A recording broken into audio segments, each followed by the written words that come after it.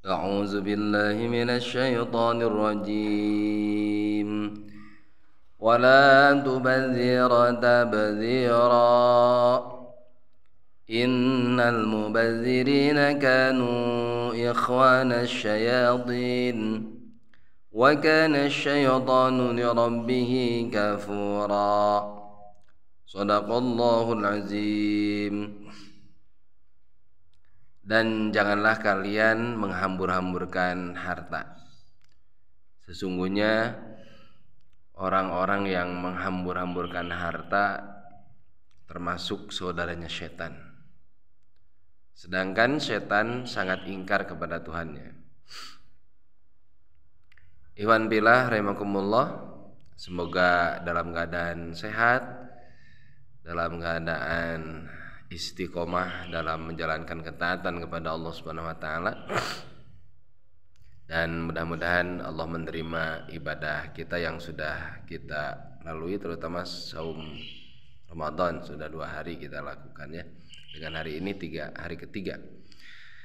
Baik ikhwan fillah, di dalam firman Allah surat Al-Isra surat ke-17 ayat 26 dan 27 ada nasihat penting bagaimana seorang yang beriman itu harus cerdas di dalam kehidupan. Secara umum kita sebut begitu. Cerdas, orang yang cerdas dalam menghadapi atau menjalani kehidupan diantaranya adalah tidak ada satupun bagian kehidupan yang sia-sia atau yang mubazir. Kalimatnya jelas di dalam Al-Isra tersebut, wala tubazir tabdzir. Janganlah kamu memubazirkan, tabdzir. Sesungguhnya orang yang suka menghamburkan harta itu temannya setan. Sedangkan setan sangat ingkar kepada Tuhannya. Di tafsirnya disebutkan seperti setan atau saudaranya setan itu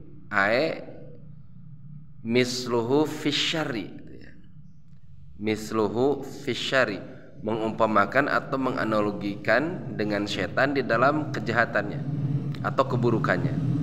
Jadi setan itu buruk, sama halnya dengan sikap tabdzir. Jadi ada tabdzir, ada mubazir. Tabdzir fiilnya, pekerjaannya menghambur-hamburkan harta. Mubazir artinya orang yang menghambur-hamburkan harta. Apa yang disebut dengan tabdzir? Disampaikan dalam sebuah definisi bahwa yang disebut dengan tabdzir huwa al-infaq atau infakul mal fi maksiatillah atau fi ma harramallah ya. Al-infaq fi ma harramallah, menginfakkan, membelanjakan harta pada sesuatu yang diharamkan oleh Allah Subhanahu wa taala.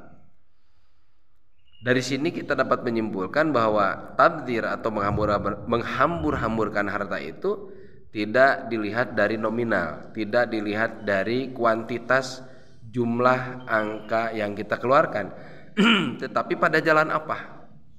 Artinya sebanyak apapun nominal angkanya kita keluarkan, kalau selama itu pada jalan yang dibenarkan oleh Allah, dibenarkan oleh syariat Islam, halal bahkan merupakan sebuah kewajiban, maka itu tidak termasuk ke dalam tabdzir.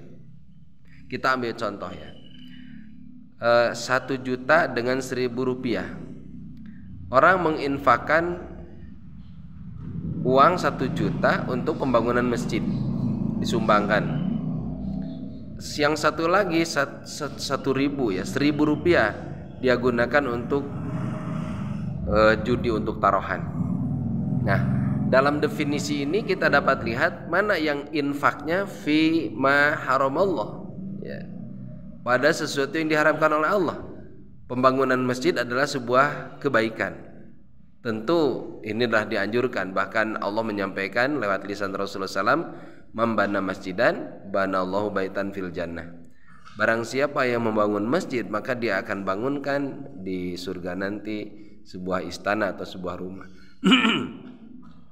Sedangkan judi jelas di dalam Al-Quran Allah telah menyebutkannya sebagai rijsun min amali syaitan, perbuatan najis, perbuatan keji dari perbuatan syaitan. Jadi 1.000 rupiah yang diserahkan untuk perjudian itu mubadzir, tabdzir, dan itu saudaranya setan. Sedangkan 1 juta yang digunakan untuk infak di jalan Allah, misalnya tadi menyumbang masjid untuk pembangunan masjid, ini adalah fisabilillah, adalah sebuah kebaikan. Nah, oleh karena itu hanfillah rahimakumullah, marilah di bulan Ramadan ini kita semakin terlatih ya. Jiwa kita, pikiran kita, akal kita, naluri kita semakin terlatih untuk memiliki kemampuan memilih gitu, mana perbuatan yang sia-sia, mana perbuatan yang beramal soleh, termasuk di dalam pengelolaan uang atau pengelolaan harta. Marilah kita infakkan, apalagi di bulan Ramadan ini dilipat gandakan oleh Allah Subhanahu wa taala, maka gunakan harta kita di jalan yang diridhoi oleh Allah.